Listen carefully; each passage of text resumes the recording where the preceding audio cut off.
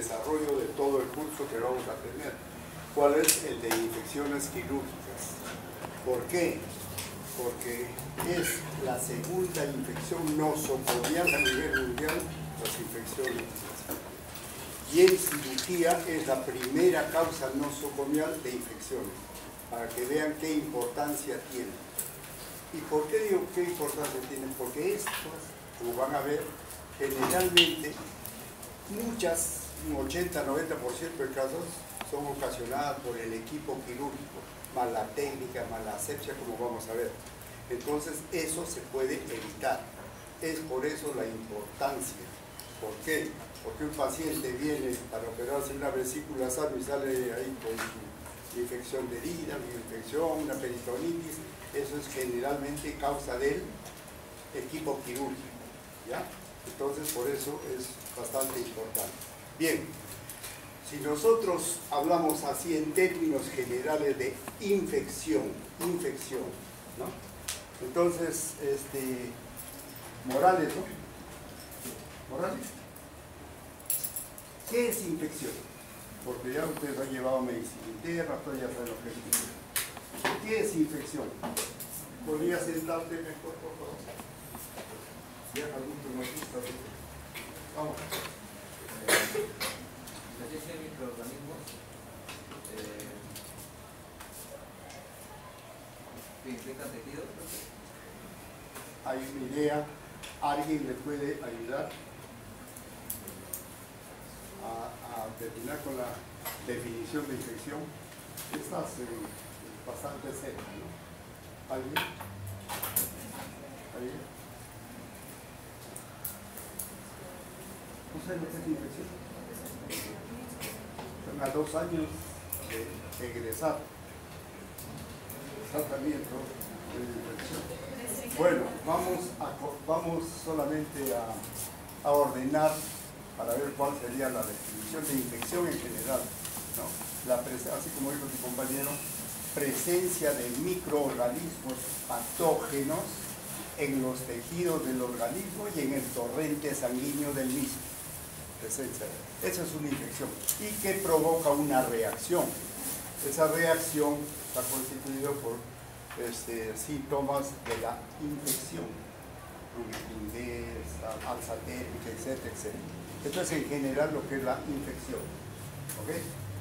Hoy día vamos a ver infección quirúrgica. ¿Y en qué difiere la infección general de la infección quirúrgica? En la primera, el tratamiento. ¿Cuál sería el tratamiento? ¿Lo veías?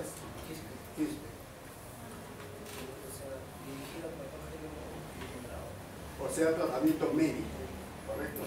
Con antibióticos, etc. ¿Estamos? Para que veamos la diferencia de infección quirúrgica, que aparte tiene que hacerse un procedimiento quirúrgico.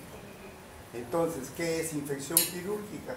Ya sabemos que es aquella que se produce, pero que para su tratamiento requiere de un tratamiento quirúrgico, que muchas veces puede ser solo o puede ser complementario. ¿Qué quiero decir con esto? Si hay un absceso debrido, sale la pus y le puedo dar antibióticos, ayudarlo, ¿no? Eso es en general. Bien, eso es infección quirúrgica. Ahora, la infección quirúrgica es muy claro, ¿no? Bueno, ¿lo logran ver? Ya, entonces eso sería infección quirúrgica. Si nosotros avanzamos, ya vimos la definición, un poco infeccioso que requiere tratamiento quirúrgico. Por lo tanto, en el lado derecho hemos puesto una imagen en la que ya estamos haciendo un tratamiento quirúrgico con todos los requerimientos y reglas para la profilaxis. Por ejemplo, ya estamos poniendo campos quirúrgicos, que son campos estériles.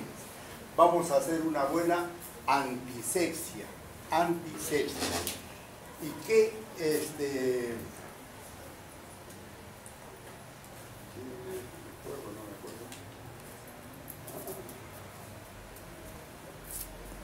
Palomino?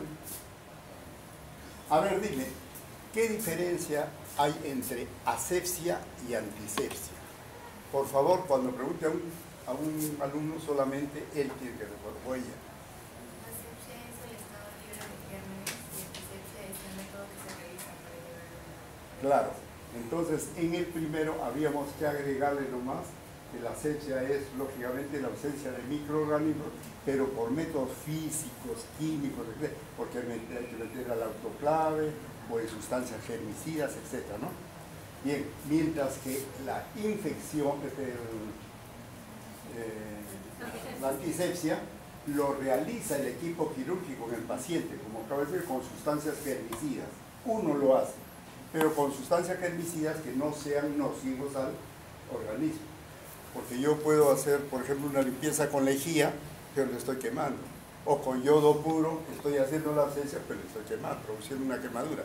Entonces hay que escoger cuál es la... por favor, la luz, ¿podría guardar tu celular? Ahora, si quieres hablar, mira, ya pasamos lista, por favor, con todo respeto, por supuesto, pero tienes que guardar. Y ya no vuelvo a pasar lista. Aparte de que es una mala educación, falta de respeto a tus mismos compañeros, unos están atendiendo. Por eso, si desean, tienen el permiso respectivo y ya hemos pasado lista y ya nos volvemos a pasar lista.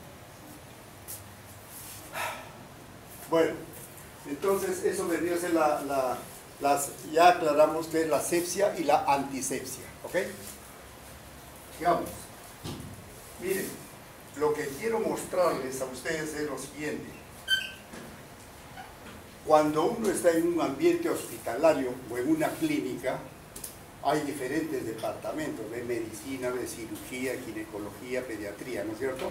Entonces, al ingresar un paciente hay un triaje. Entonces, cuando llegue el paciente al hospital con esta patología que la voy a mencionar rápidamente, ¿pero por qué? Porque es el patrimonio de los cirujanos. O sea, cuando vayan al consultorio de cirugía, van a venir estos pacientes con esta patología. Entonces hay que saber reconocer para dar el tratamiento. Pero vamos a hacerlo en una forma rápida. O sea, son pacientes que llegan y saber diagnosticar y saber dar el tratamiento adecuado. Miren, por ejemplo, celulitis. Nosotros acá hemos puesto, es una inflamación difusa del tejido celular subcutáneo sin limitaciones precisas de impulso, como pueden observar en la imagen del lado derecho, ¿no? Entonces, de etiología por diferentes bacterias, pues ponemos multibacteriano. Y el tratamiento es médico, en este caso. Solamente en este caso hasta que no se complique. Si se complica, que ya vamos a ver que es un flemón, entonces damos el tratamiento antibiótico más el quirúrgico. En este caso, generalmente como no hay muestra para hacer un cultivo con un antibiograma, porque eso sería lo ideal, son sensibles a la dicloxacilina. Si les viene un paciente a consultorio con esto y le ven una celulitis, dicloxacilina, ¿no? De acuerdo a la dosis, etc. Ahora escúchenme una cosita. Como ya prácticamente están muy cerca a ser médicos, entonces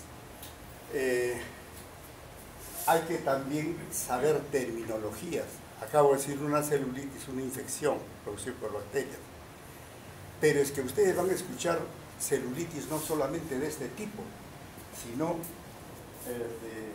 vean.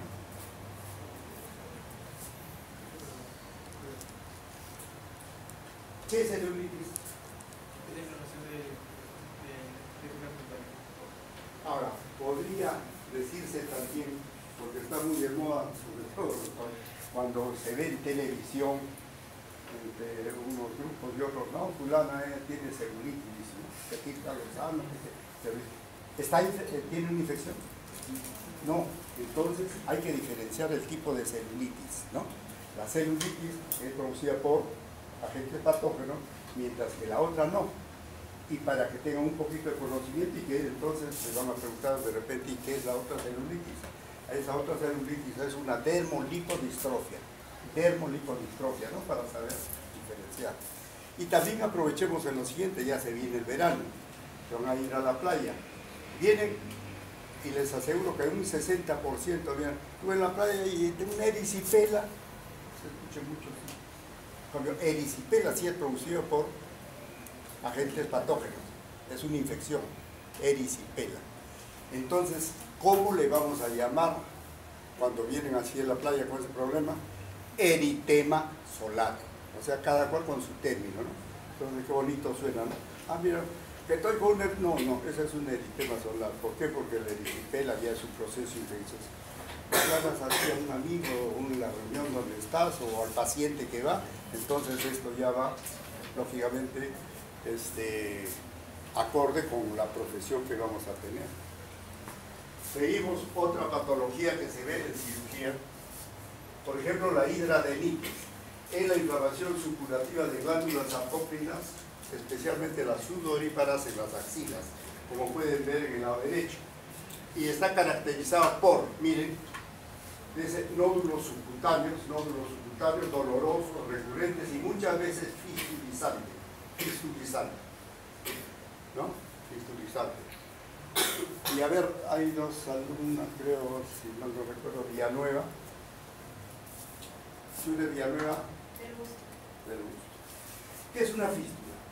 Una comunicación Entre dos órganos, así en general.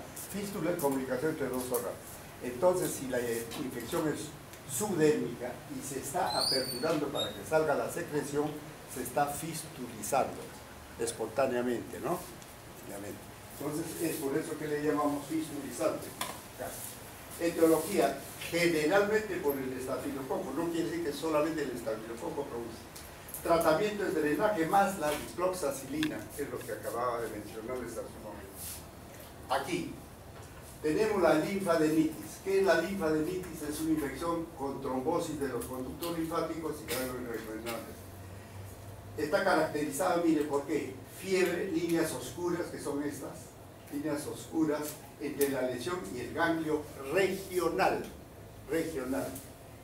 Se le da su tratamiento con antibiótico terapia y reposo. Pero aquí también quiero hacer una pequeña salvedad. Sobre todo cuando se trata de un hospital de ambos sexos o donde hay hombres, se hace la pregunta que yo les voy a decir. Miren, cuando una persona dice ganglio regional, tiene en la axila, le preguntas, ¿tiene alguna herida en el brazo, en la punta del dedo, etcétera, etcétera? Entonces, cuando hay una infección ahí, lo primero que sale es un ganglio. Ese es el ganglio regional. Este es el miembro superior. Pero el miembro inferior, igual, si tiene, por ejemplo, un ganglio inguinal, preguntaremos si tiene alguna infección en toda la, ¿no? En el pie o en la pierna, etcétera, etcétera. Y le daremos su tratamiento respectivo.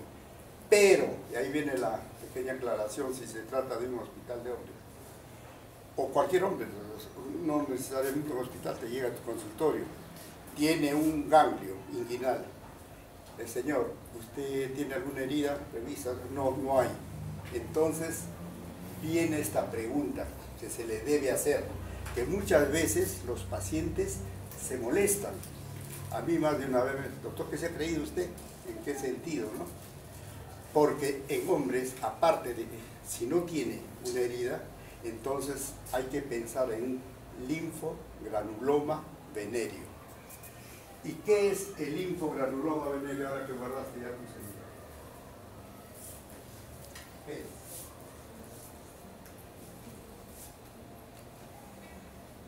¿Quién me puede decir voluntariamente qué es el linfogranuloma venéreo?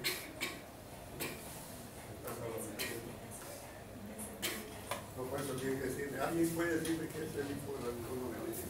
¿No? Levante la mano, pero si no, no sé. Es la cuarta enfermedad venérea, ¿cierto? Ya conocemos las tres primeras. Y la cuarta enfermedad venérea viene a ser el linfogranuloma venéreo. ¿Y cómo es que uno se contagia o proviene? Cuando tiene relaciones homosexuales. ¿Quién? El hombre. Entonces es por eso que uno le pregunta al paciente, y dice, doctor, ¿qué me ha creído? No, se queda.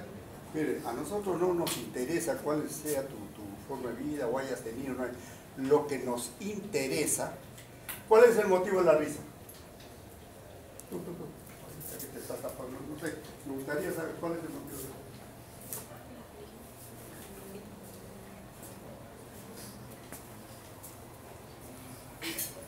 Ya es tiempo, creo, de 2 años médicos. Y yo sí la vi. Bueno, entonces, ¿qué es lo que sucede? El paciente se molesta, pero nosotros le decimos, miren, a nosotros no nos interesa, lo que nos interesa es el diagnóstico. ¿Por qué? Porque difiere, si fuera una herida, que es remitente o es sensible a la dicloxacilina, pero si vemos que no tiene y le damos dicloxa, no le va a hacer nada. Y el linfogranuloma va a seguir para adelante. Entonces, como por lo menos, si no lo saben, revisen ahora cuál es el tratamiento del linfogranuloma veneno, que es triple. ¿Cierto? Alguien ya debe saber. Bien, entonces por eso es importante. ¿Ya?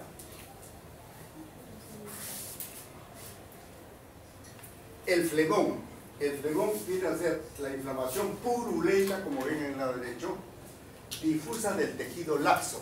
Y el tejido laxo justamente, párpados, varoncito en el escroto, labios mayores, etc. Ese es tejido laxo. Y ahí es donde se producen los flegmones. Está caracterizada ¿por qué? Porque hay piel roja, caliente, brillante, bordes irregulares, y el tratamiento es una cobertura antibiótica. Lo ideal es sacar una muestrita de ahí, hacer un cultivo y un antibiograma para ver. Pero mucha gente no puede hacerlo. Entonces, dicloxacilina. ¿Ya? Dicloxacilina. Bien. Eso es el llamado flemón. Esto lo estamos viendo, como le digo, en forma somera rápida. Forúnculo, es que tienen que saber. Forúnculo, que es un absceso cutáneo del folículo piloso. Vean acá. Es un absceso en un folículo piloso. Es decir, si no está o si no hay folículo piloso, no es forúnculo. Necesariamente para que sea forúnculo tiene que haber un folículo piloso. La base es donde se produce el absceso. Entonces, justamente también nosotros examinaremos donde hay folículos pilosos para ver si es o no es un forúnculo. Y una preguntita hay que añadir a esto. Generalmente hablan de un 40%, sobre todo en personas adolescentes, que va en forma paralela con el acné juvenil. Pero es que dicen, pero doctor, yo no tengo la cara. Muchas veces no se tiene en la cara, se tiene en la espalda o en la parte pectoral, ¿no? Entonces le preguntan, ¿por qué? Para que hagas un tratamiento integral, pues, ¿no? Y no está de más, eso sí le va. Bien, eso viene a ser un forúnculo. Ahora, cuando estos forúnculos convergen por unos túneles subdérmicos, como se puede observar en esta diapositiva, miren, todas convergen y le forman acá, una pústula con necrosis central. Generalmente es en la nuca. Y a eso se denomina antrax. Generalmente ve en la nuca. Y una lesión parecida a esta, y hay muchos folículos pilosos a ese nivel, quiere decir que varios convergen y forman esto. ¿Por qué es importante el antrax? Porque lógicamente es más complejo, más complicado que el forúnculo. El tratamiento también. Porque aquí, y no olviden lo que les voy a decir, en el antrax, aparte de la antibiótico terapia, hay que hacer una incisión en cruz, es decir, una vertical y una horizontal, o sea, una cruz. ¿Y por qué crees en cruz, Morales? ¿Por qué decimos en cruz? ¿Por qué crees que te vuelvo a preguntar?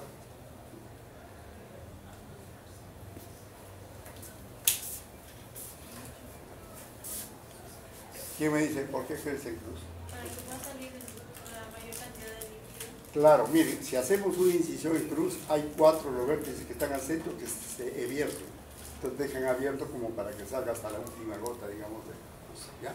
Entonces ese es el tratamiento y lógicamente basados son antibióticos. Si no tienes un cultivo, dicloxacilina. El absceso. ¿Qué es el absceso? Es presencia de pus en la cavidad preformada por desintegración del tejido vecino. Quiero decirle lo siguiente. Para hablar de abscesos voy a hacerle una comparación. Un globo lleno de agua, ¿no? Lleno de agua. El globo viene a ser el continente y el agua el contenido. Caso similar en el absceso. La cápsula del absceso viene a ser el continente y la pus el contenido. ¿Está claro? ¿Por qué? Porque ahora que veamos el tratamiento vamos a ver cómo se hace.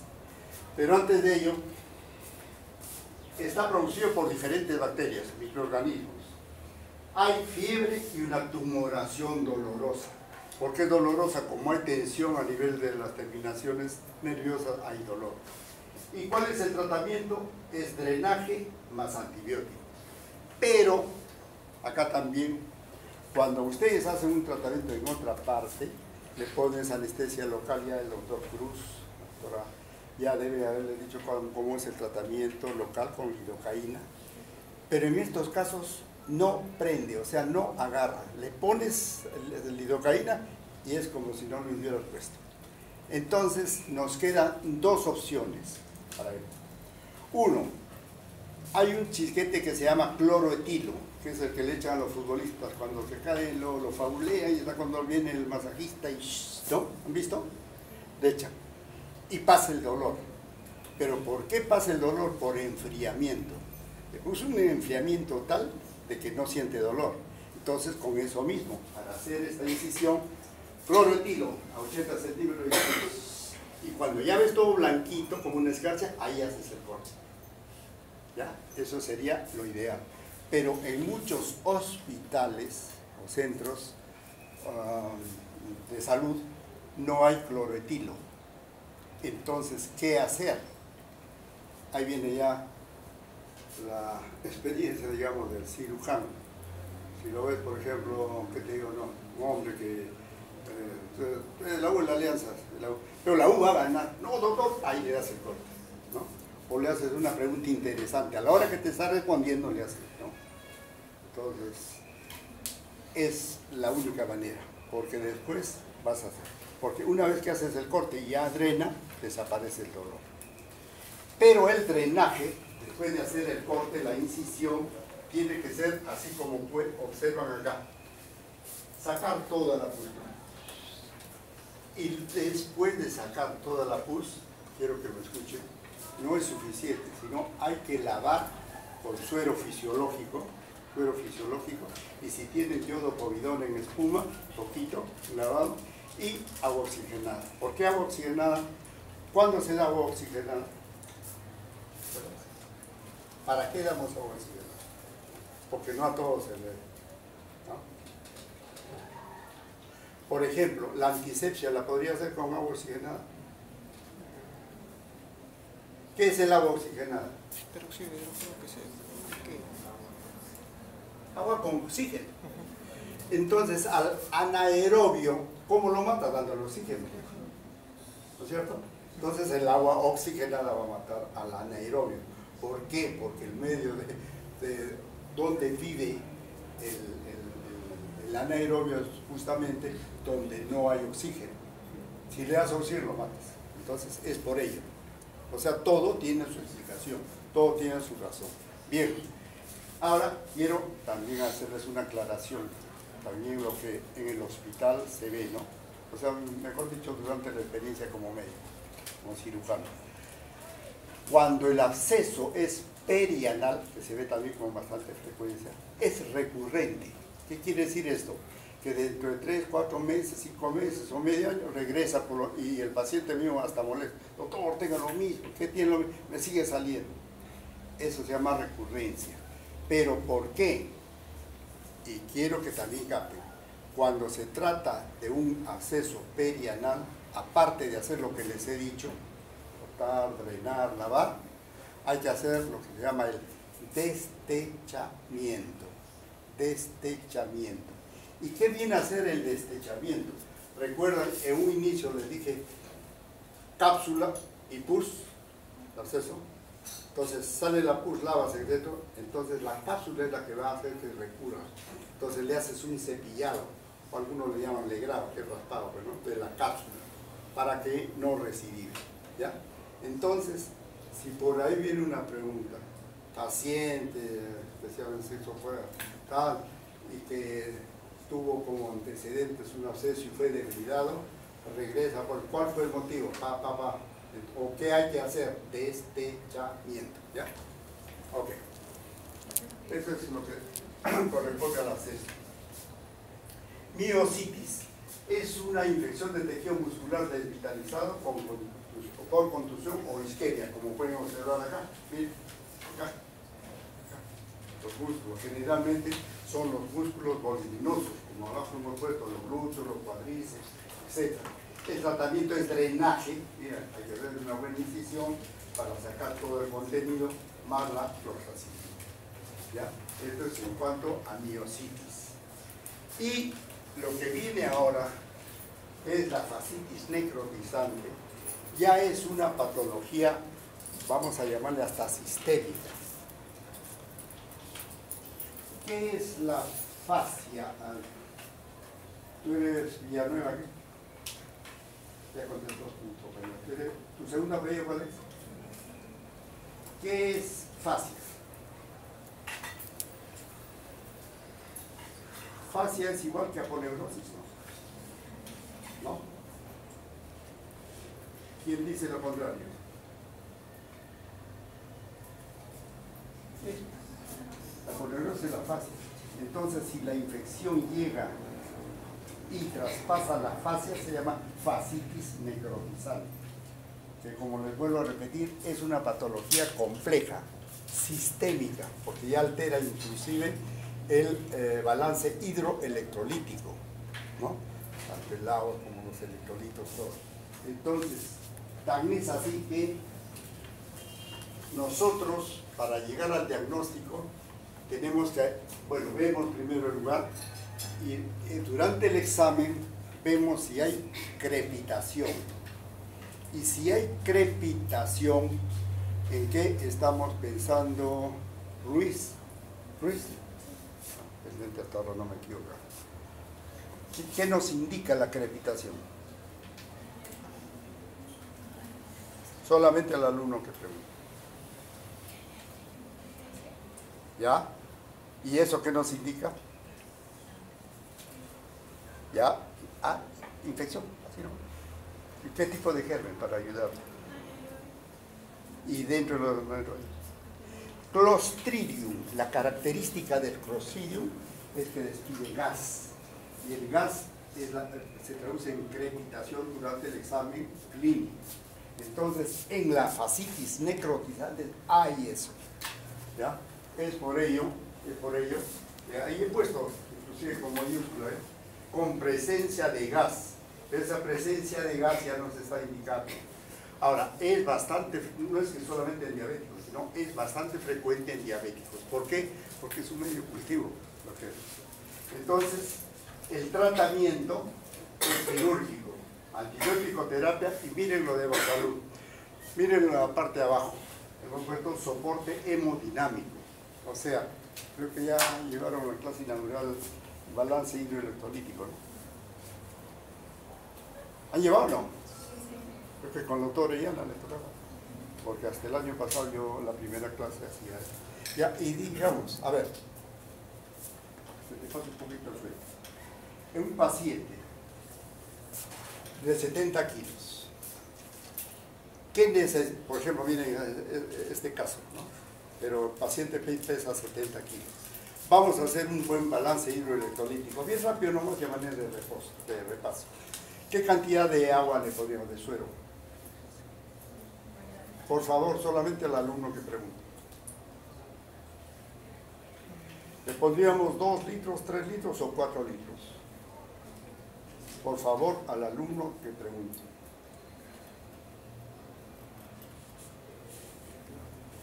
¿Tú? ¿Cómo veías? Ramírez. La misma pregunta. 2 litros. 2 litros. ¿Quién dice 3? ¿O quién dice 4? ¿Ayer no han llevado la clase? Bueno, no se puede decir 2, 3 o 4, sino es 35 centímetros por kilo de peso. Digamos, esos 35 los redondeamos a 40 para que sea más fácil. 4 por 7, que pesa 70 kilos, 28, 2 litros 800. Es lo ideal. ¿Para qué? Para que no le falte agua ni para que le sobre, porque si le sobra agua puede producir hasta un edema agudo de pulmón, si la persona es adulta. Entonces eso es en cuanto a agua. Electrolitos. ¿Cuáles son los valores normales del sodio? Por favor, al que pregunte. Cuando estén con pacientes no van a tener para que los compañeros le digan tanto. 35, 45 miligramos. 135, 145. ¿Y el potasio?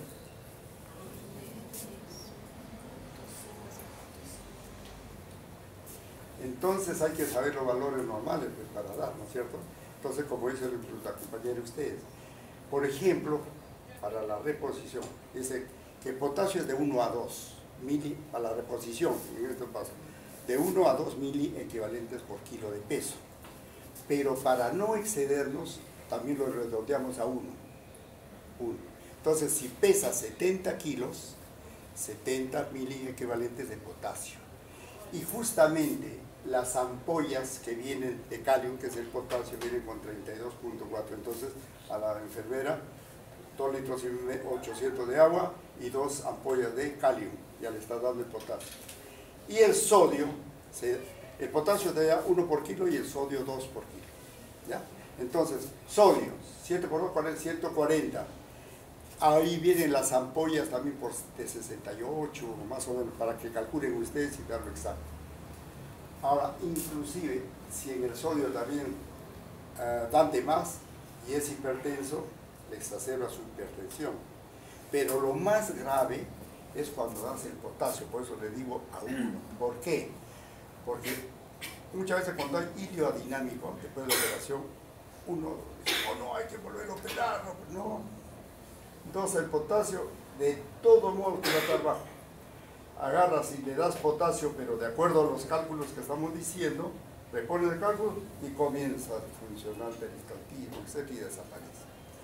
Pero, ¿qué pasa si le das una cantidad mayor de potasio al paciente? A ver, hay 3 Ruiz, creo, ¿no? Tantos Ruiz. Al otro Ruiz Contreras, creo. ¿Quién es? ¿No? No, pero hay otra Ruiz aparte de... ¿No? ¿Y por qué le levanta conmigo?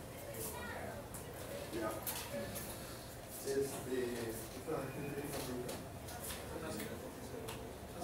¿Qué pasa si le damos mayor cantidad de potasio en los indicadores?